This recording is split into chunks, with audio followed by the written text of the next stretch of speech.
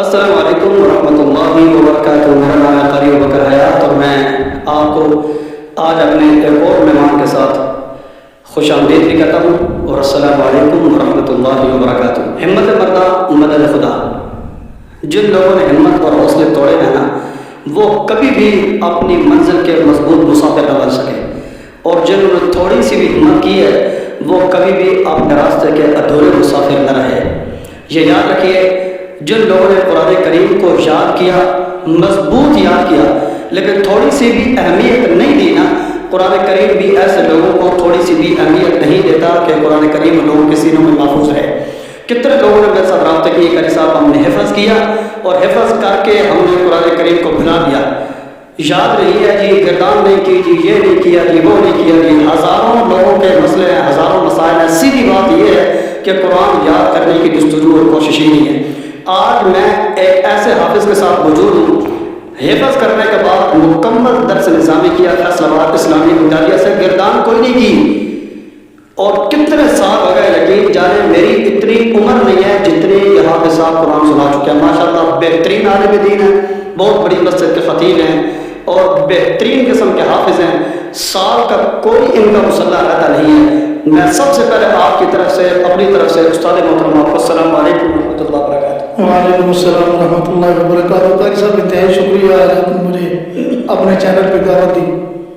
جزاکم اللہ، جزاکم اللہ۔ استاد محترم، یہ میرے لیے سعادت ہے کہ بہت دور سے یقین جانے میں سفر کر کے کئی دفعہ ان کے ساتھ پروگرام طے ہونے کے بعد پروگرام سلپ ہو گیا، یہ آپ لوگوں کے لیے سبق لے کے حاضر ہوں کہ گردان نہیں کی ہوئی۔ اور استاد محترم کتنے مسئلے آپ سنا چکے ہیں اب تک؟ الحمدللہ میں نے 37 مسئلے سنائے ہیں۔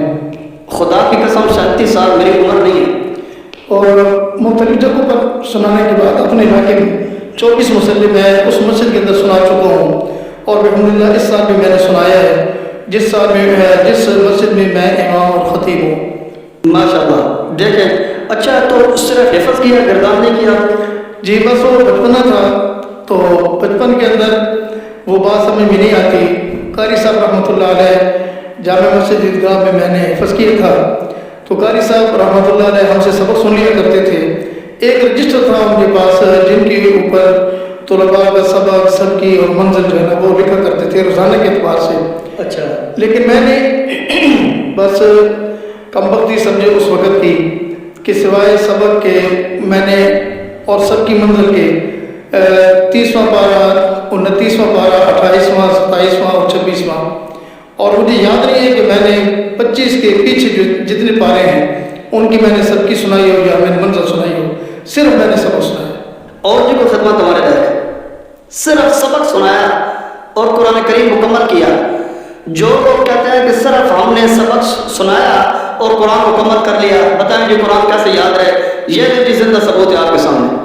سبق کے طور پہ قرآن مکمل کر کے 27 مصلے گھر کی بیٹھک میں نہیں، 37 مصلے، 27 نہیں 37، گھر کی بیٹھک میں نہیں، اپنے گھر میں نہیں، دکان کا شٹر نیچے کر کے دکان میں نہیں، جامع مسجد میں، بہت بڑی مسجد ہے۔ میں مسجد کے انشاءاللہ یہ ویڈیو دے رہا ہوں، یہ دیکھیں، یہ مسجد ہے، یہ دکھائی دے رہی ہے، اتنی بڑی مسجد کے یہ خطیب، اتنی بڑے مسجد کے امام، اور 37 قرآن سنا چکے ہیں۔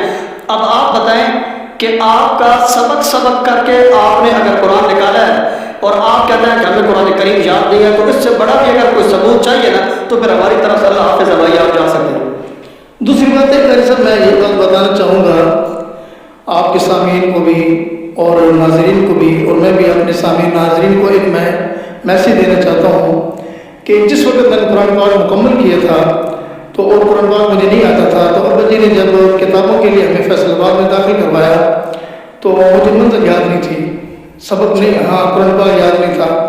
تو جس طرح حفاظ کرام تراویح کے اندر تراویح کے اندر قرآن پاک یا مدد پڑھتے ہیں، میں اسی طرح قرآن پاک کو کھول کر قاری صاحب سامنے بیٹھے ہوا کرتے تھے آخری دنوں میں اور آخری مہینوں میں، میں قرآن پاک کھول کر جس طرح حافظ صاحبان قرآن پاک تراویح کے اندر پڑھتے ہیں اس طرح سورۃ الفاتحہ پڑھ کر میں مدد پڑھنا شروع کر دیتا تھا اور ساتھ روتا تھا۔ اور صحیح معنی بات میری کہ مجھے یقین نہیں تھا کہ میں کبھی زندگی کے اندر مسئلہ سناؤں گا، रोता मैं इसलिए था कि वालिदैन ने मुझे 4 साल के लिए वक़्फ़ किया, लेकिन मैं वो मंजर नहीं याद कर सका जो सुनाने के काबिल हो।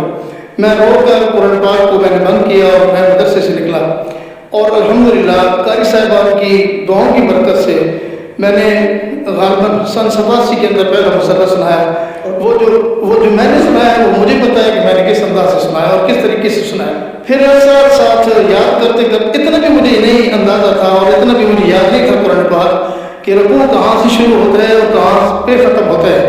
मगरिब के बाद जो मंजर दिल को याद किया करते थे वो याद भी क्या याद होती थी। मगरिब के बाद मैं सिर्फ रुकू याद करता था कि कम अज़ कम मुझे रुकू तो याद हो कि कहाँ से मैंने पढ़ना है और कहाँ पे मैंने रुकू को ख़त्म करना है। अल्लाह जानता है और मैं जानता हूँ कि मैंने किस अंदाज से कुरान पाक को पढ़ा। और फिर अल्हम्दुलिल्लाह मुझे ऐसे भी सुनाने का मौका मिला कि एक हाफिज़ साहब इसी महल्ले के अंदर रहते हैं, और उन्होंने तकरीबन 50 मसले सुनाए हैं, तकरीबन 8-9 मसले उन्होंने मेरे सुने हैं, और 8-9 दफ़ा रमज़ान शरीफ के अंदर मैंने उनको कुरान पाक सुनाया। माशाअल्लाह माशाअल्लाह माशाअल्लाह। ये भी नहीं पता था कि रकू शुरू कहाँ होता है, रकू ख़त्म कहाँ होता है। बंदा 37 मुसल्ले सुना चुका है। मेरे ख्याल में जितना मैं सफ़र करके 1.5 से 2 घंटे यहाँ आया हूँ, मेरा मकसद मैं एक यकीनन एक देखे मकसद तक पहुँचाऊँ। आप भी जो ज़रूर कोशिश कीजिए। अच्छा उस्ताद मोहतरम, अक्सर जो मेरे सामीन हैं उन लोगों का कहना यह है कि हमें टाइम नहीं मिलता और ये हमें तो याद ही नहीं होता और ये हम तो सुना ही नहीं सकते, क्या सबक देंगे? मैं ये समझूंगा कि कुरान पाक को आप जितनी इंशाअल्लाह मोहब्बत देंगे, कुरान आपको मोहब्बत देगा। सबसे पहली बात तो ये है। और जितना आप कुरान की तरफ लगाव रखेंगे, कुरान आपके साथ लगाव रखेगा। मैं अल्लाह जानता है कि आज भी छोटे छोटे बच्चों से भी मैं पूछता हूँ कि आप कैसे सबक याद करते हैं, जो मंजिल याद कर रहे हैं, जो अभी कुरान पाक की हिफ़्ज़ कर रहे हैं, उनसे मैं पूछता हूँ कि आप कुरान पाक कैसे याद करते हैं। रही बात मेरी कि मैंने कुरान पाक कैसे याद किया, फिर इंशाअल्लाह मैं बात बताता हूँ भाई साहब। ये देखिए जी, मंजिल याद न होने की वजह से रोते थे, मंजिल याद न होने की टेंशन थी, परेशान थे, रोते थे उस्तादों के सामने। हमने जिस दिन से हिफ़्ज़ किया है कुरान याद न होने की वजह से मैं और आप कितनी दफ़ा रोए हैं, ये हमने खुद नतीजा अख़ज़ करना है। उस्ताद मोहतरम, याद करने के क्या तरीक़ाकार होता है, कैसे याद करते थे आप? असल में बात यह है कि मैंने मुख्तलिफ अंदाज और मुख्तलिफ तरीक़ों से कुरान पाक को याद किया। जिसने मुझे जैसे बताया मैंने वैसे उसको पढ़ना शुरू कर दिया। किसी ने कहा भाई आप 7 दफ़ा कुरान पाक की एक आयत को याद करें, 7 दफ़ा देकर पढ़ें, 3 दफ़ा उसको ज़बानी पढ़ें। मैंने ऐसे पढ़ा। अच्छा, एक आयत को 7 दफ़ा देखकर 3 दफ़ा उसको ज़बानी पढ़ा। फिर जब रकू मुकम्मल हो गया 2 दफ़ा रकू को मुकम्मल देकर पढ़ा, फिर तीसरी दफ़ा मैंने उसको ज़बानी पढ़ा। ये भी तरीका है।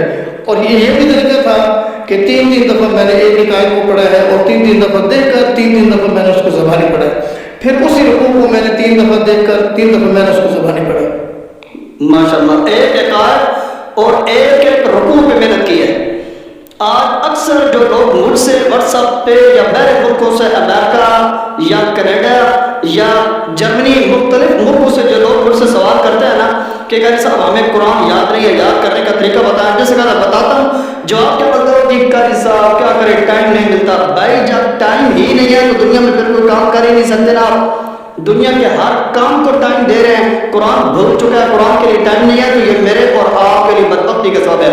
उस्ताद मोहतरम, अब तक जो आप 37 मुसल्ले सुना चुके हैं, ज़िंदगी के साथ ये वादा है कि कभी भी कुरान पाक को छोड़ूंगा नहीं, बल्कि हर साल इंशाअल्लाह कुरान पाक में सुनाऊंगा।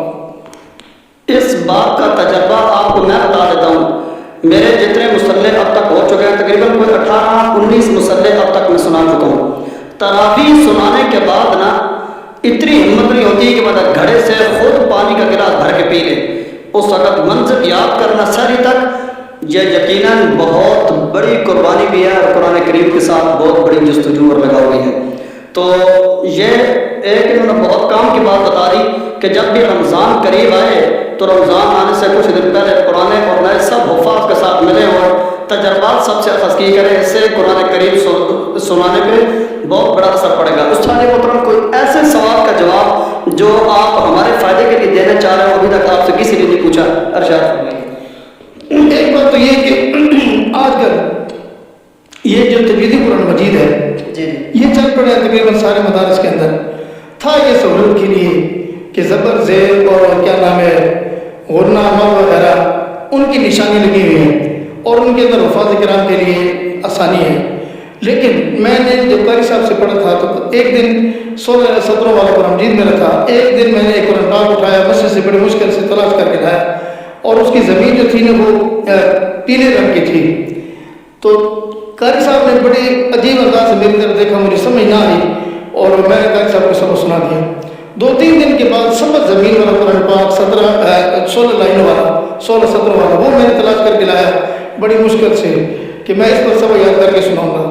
تو قاری صاحب نے مجھے بڑی سزا دی, اور مجھے سزا دینے کے بعد فرمایا کہ آئندہ کے بعد آپ نے کوئی رنگین قرآن مجید نہیں لانا.